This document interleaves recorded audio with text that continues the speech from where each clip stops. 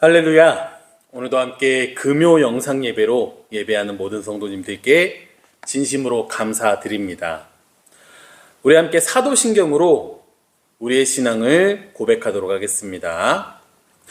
전능하사 천지를 만드신 하나님 아버지를 내가 믿사오며 그 외아들 우리 주 예수 그리스도를 믿사오니 이는 성령으로 잉태하사 동정녀 마리아에게서 나시고 본디오 빌라도에게 고난을 받으사 십자가에 못 박혀 죽으시고 장사한 지 사흘 만에 죽은 자 가운데서 다시 살아나시며 하늘에 오르사 전능하신 하나님 우편에 앉아 계시다가 저리로서 산자와 죽은 자를 심판하러 오시리라.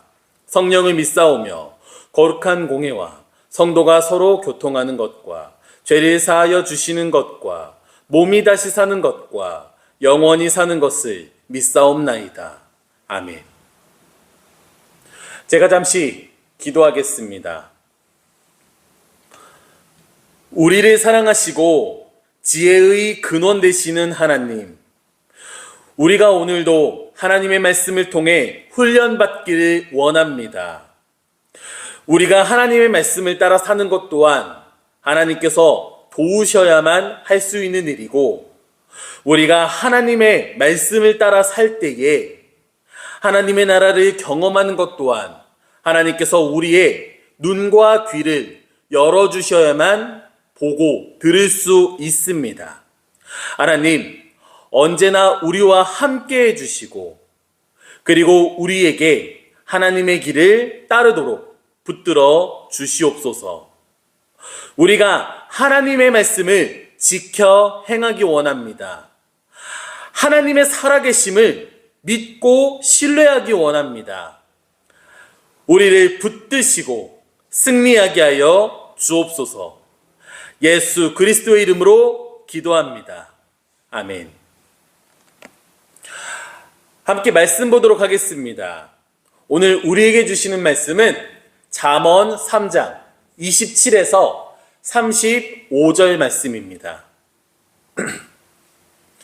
오늘 우리에게 주시는 말씀은 잠언 3장 27에서 35절 말씀입니다. 제가 봉독하겠습니다. 네 손이 선을 베풀 힘이 있거든 마땅히 받을 자에게 베풀기를 아끼지 말며 너에게 있거든 이웃에게 이르기를 갔다가 다시 오라 내일 주겠노라 하지 말며 너의 이웃이 너의 곁에서 평안히 살거든 그를 해하려고 꾀하지 말며 사람이 너에게 악을 행하지 아니하였거든 까닭 없이 더불어 다투지 말며 포악한 자를 부러워하지 말며 그의 어떤 행위도 따르지 말라. 대저 패역한 자는 여호와께서 미워하시나니 정직한 자에게는 그의 교통하심이 있으며 악인의 집에는 여호와의 저주가 있거니와 의인의 집에는 복이 있느니라. 진실로 그는 거만한 자를 비웃으시며 겸손한 자에게 은혜를 베푸시나니 지혜로운 자는 영광을 기업으로 받거니와 미련한 자의 영달함은 수치가 되느니라. 아멘. 우리 성도님들께 질문 하나 드리겠습니다. 이번 한 주를 살아가면서 혹시 이런 생각 해본 적 있으십니까? 누군가를 바라보며 저 사람은 왜 저럴까? 이유도 없이 나를 괴롭히는 사람, 도움받을 땐 언제고 이제 와서 모른 척하는 사람, 저렇게 나쁜 짓을 하면서도 잘 사는 사람, 저렇게 어리석은데 멀쩡히 잘 다니는 사람, 우리 주변에 없으십니까? 있습니다. 다 있습니다.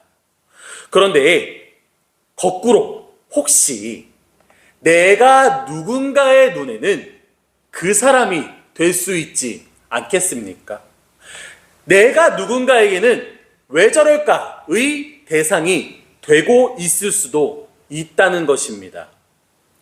솔로몬 왕은 지금으로부터 약 3000년 전에 오늘의 말씀을 기록했습니다. 그런데 읽어보니 옛날 이야기가 아니라 오늘 우리들의 이야기입니다. 우리들은 3,000년 전이나 지금이나 여전히 똑같은 사람으로 살고 있습니다. 여전히 죄인으로 살아가고 있다는 것입니다. 오늘의 본문은 잠언 3장 27에서 35절의 말씀입니다. 이 말씀을 통해 지혜로운 사람은 어떤 사람인지, 그리고 이웃과 어떻게 살아가야 하는지에 대해 함께 나누겠습니다. 그리고 그 지혜의 뿌리가 어디인지, 하나님은 어떤 분이신지도 함께 살펴보도록 하겠습니다. 함께 본문 보겠습니다. 27절입니다. 너의 손이 선을 베풀 힘이 있거든 마땅히 받을 자에게 베풀기를 아끼지 말며. 아멘. 우리에게 선을 베풀 힘이 있다면 마땅히 받을 자에게 베풀라고 이야기합니다.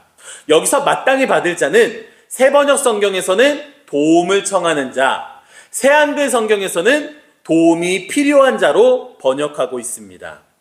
첫째, 도움이 필요한 자에게 도움을 주는 기독교인이 되기를 바랍니다. 당장 오늘 말씀에 기록되어 있습니다. 기독교인이라면, 성경을 읽고 성경대로 사는 사람이라면 선을 행하는 일이 자연스러워야 합니다. 당연해야 합니다. 도움이 필요한 사람에게 도움을 주는 것 또한 신앙생활임을, 하나님의 뜻을 이루는 일임을 반드시 기억해 주시기 바랍니다. 둘째, 히브리어 원문을 볼 때에 마땅히 받을 자를 주인들이라고 표현하기도 합니다. 즉, 우리가 돕는 것은 단순히 친절을 베푸는 것이 아니라 원래 주인에게 마땅히 돌아가야 할 것을 준다라는 표현입니다. 우리가 친절을 베풀고 도움의 손길을 내밀 때에 무언가를 가지고 누리고 있는 내가 불쌍한 사람을 돕는 게 아니라 마땅히 누릴 만한 권리가 있는 주인들에게 다시 돌려주는 것과 같은 마음으로 하기를 원합니다.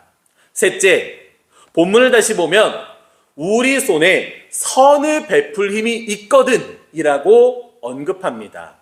이는 때로는 우리가 베풀 힘이 없을 때도 있다는 것입니다. 즉, 우리도 언제든 수혜자가 될 수 있다는 것입니다.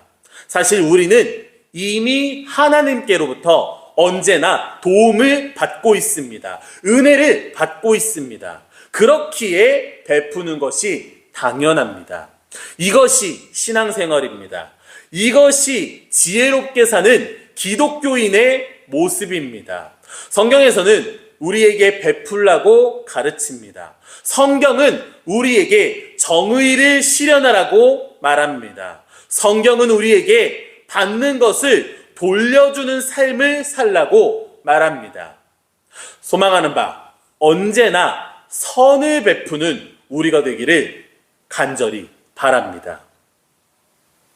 다음 본문 보도록 하겠습니다. 28에서 31절입니다. 제가 다시 한번 읽겠습니다. 너에게 있거든 이웃에게 이르기를 갔다가 다시 오라 내일 주겠노라 하지 말며, 너의 이웃이 내 곁에서 평안히 살거든 그를 해하려고 꾀하지 말며, 사람이 너에게 악을 행하지 아니하였거든 까닭 없이 더불어 다투지 말며, 포악한 자를 부러워하지 말며 그의 어떤 행위도 따르지 말라. 아멘. 첫째, 우리는 종종 신앙생활을 교회 안에서 하는 일로 한정할 때가 있습니다. 또는 교회의 가르침과 세상의 가르침을 철저히 분리하고 교회의 모습과 세상의 모습을 완전히 구분할 때가 있습니다. 그런데 그렇지 않습니다. 오히려 우리는 오늘날 교회 밖으로 나가 바른 신앙생활을 해야만 합니다. 내 가정으로부터 일터와 이웃들과 그 관계 속에서 신앙생활하는 것이 더욱 성숙한 신앙생활이라는 것입니다. 물론 예배에 참석하고 기도회에 오는 것이 중요합니다.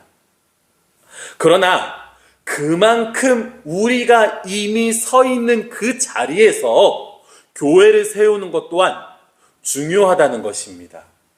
우리는 교회에 모이기에 힘쓸 뿐만이 아니라 세상에 나가 하나님의 나라를 세워야 하는 성도임을 반드시 기억해 주시기를 바랍니다. 둘째, 다시 한번 내용을 면밀히 보도록 하겠습니다. 앞선 27절부터 이어지는 이야기입니다. 우리가 가진 것이 있다면 이웃에게 집에 갔다가 내일 다시 돌아오라. 그런 고생을 시키지 말아라. 우리 이웃이 우리 주변에서 잘 살고 있으면 괴롭히지 말아라. 왜 악한 일을 만들어서 하려고 하느냐. 그리고 다른 사람들이 너에게 피해를 준 게 없다면 너도 이유 없이 싸우지 말아라.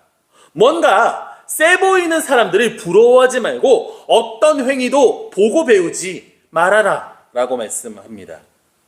이 말씀들은 어떻게 보면 성경 말씀이 아니라 우리 주위에 너무나 많이 보이는, 너무나 흔하게 보이는 당연한 모습이고 우리에게 주어지는 기본적인 조언이라고 저는 이해가 됩니다. 베풀 능력이 있으면서 아까워서 모른 척하고 괜히 주기 싫으니까 외면하고 괜히 이웃이 땅을 샀다 하면 배 아파하고 심지어 별로 피해를 받거나 충분히 그냥 넘어갈 수 있는 일 하나하나에도 다 따지고 클레임 걸고 결국 언성 높여서 싸우고 또 뭔가 앞뒤 생각 없이 힘으로 다른 사람들을 제압하고 폭력으로 뭔가 있어 보이는 사람들을 보며 부러워하는 모습, 심지어 그걸 보고 배우는 모습, 우리들에게도 있지 않습니까? 오늘날도 있고요. 성경에도 이런 말이 기록되어 있습니다. 무슨 의미입니까? 예로부터 하나님을 믿는다 해도 이런 사람들이 많았다라는 거예요. 그리고 오늘날에도 있다라는 것입니다. 이러한 문제들을 해결하려면 어떻게 해야 될까요? 이것 또한 지혜가 있으면 해결됩니다. 우리가 사람을 미워하는 이유가 무엇이 있을까요? 자꾸 화가 나는 이유가 무엇일까요? 여러 가지 이유가 있겠지만 그중 한 가지를 설명드리자면 상대방이 내 생각과 다르기 때문입니다. 상대방이 나의 기준에서 벗어나기 때문입니다. 또는 내가 부족해서 자격지심 때문에 화를 내는 것입니다. 그렇기 때문에 화가 나는 것입니다. 이렇게 해야 하는데 저렇게 하고 이게 맞는데 저걸 따라가니까 화가 나는 거예요. 또는 상대방이 나를 무시한다라고 생각하니까 화가 나는 것입니다. 그런데 생각을 바꿔보겠습니다. 혹시 정말 내가 틀렸을 확률이 없습니까? 내가 몰랐을 가능성이 없습니까? 많습니다. 그래서 우리가 배우면요, 경험하면요, 보고 듣게 되면요, 알고 깨닫게 되면요, 그러면 그때부터 이해가 됩니다. 그리고 이해가 되면 화가 나지 않아요. 왜? 이해가 되니까. 나도 저런 적이 있는데 나는 아니지만 주변에 저런 사람들 많더라. 저건 틀린 게 아니라 다른 거야. 아, 틀렸을 수 있는데 아직은 기다릴 수 있어. 아직은 참을 수 있어. 아직은 충분히 이해할 수 있어. 왜? 충분히 있을 수 있는 일이니까. 포악한 자를 부러워하는 것도 마찬가지입니다. 그건 어리석은 자들이 문제를 해결하는 방식입니다. 그런데 왜 그렇게 할까요? 그게 가장 좋다고 생각하니까. 그런데 지혜를 얻고 보니까, 경험해 보니까, 알고 보니까, 깨닫고 보니까 그렇지 않다라는 것을 알 수 있거든요. 포악한 자의 길이 얼마나 어리석은 길이라는 것을 이제는 생각할 수 있다라는 것입니다. 많이 경험하시기 바랍니다.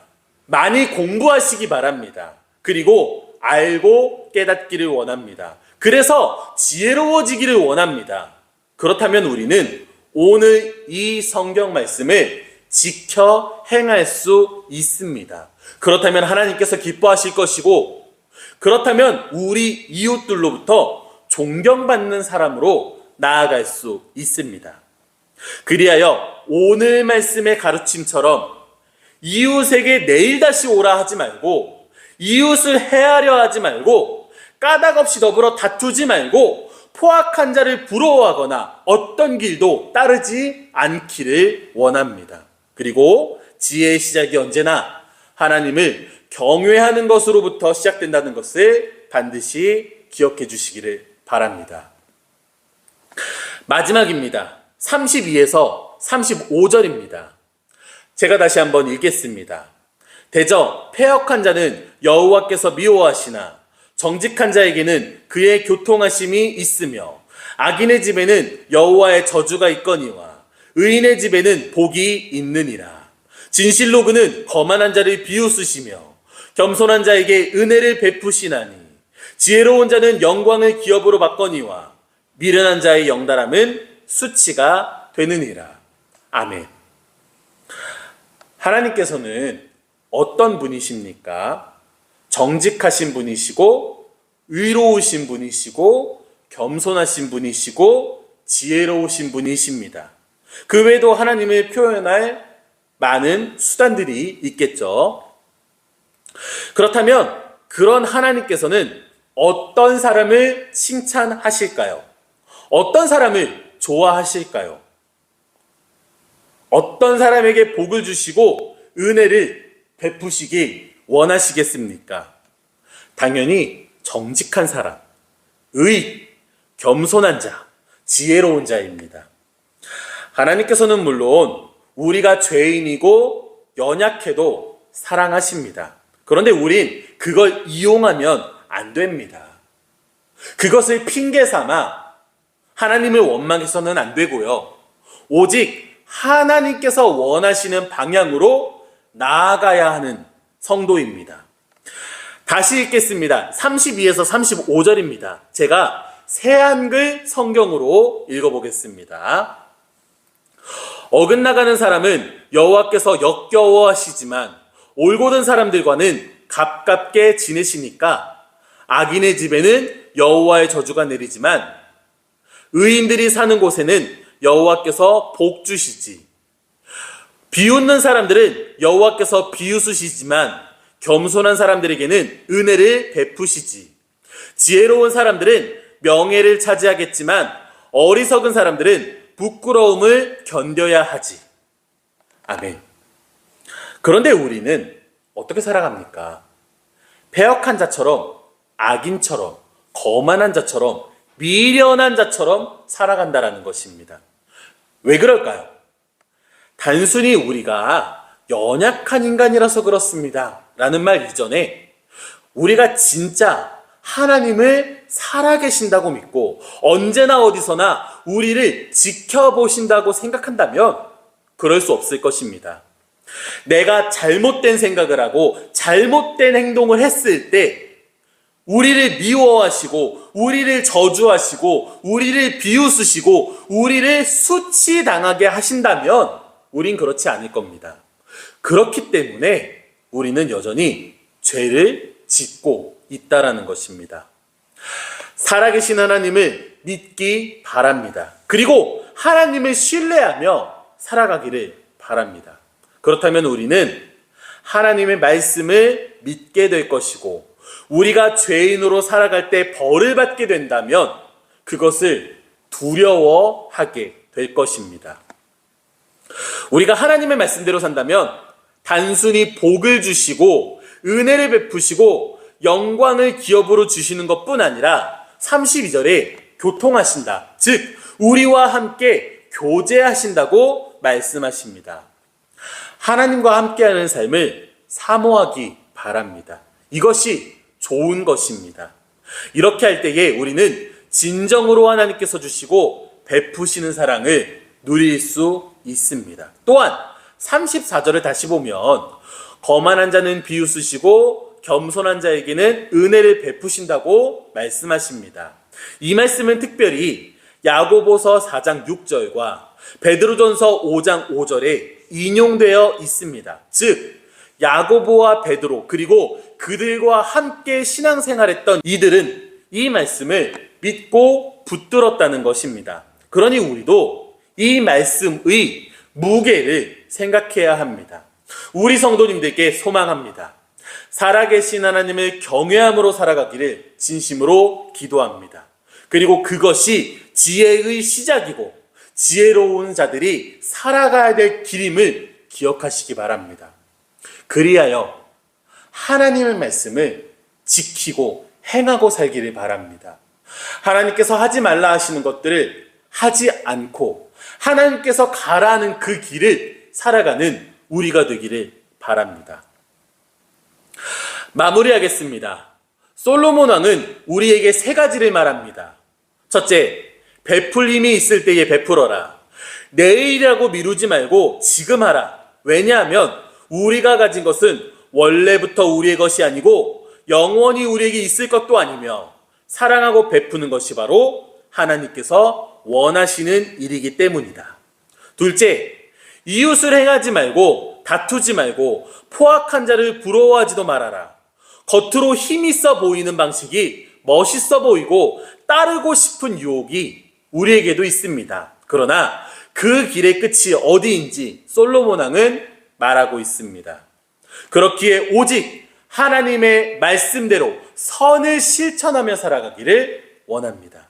셋째, 하나님께서는 지금도 우리를 지켜보고 계십니다. 패역한 자를 미워하시고 거만한 자를 비웃으시고 악인의 집에 저주를 내리십니다. 우리가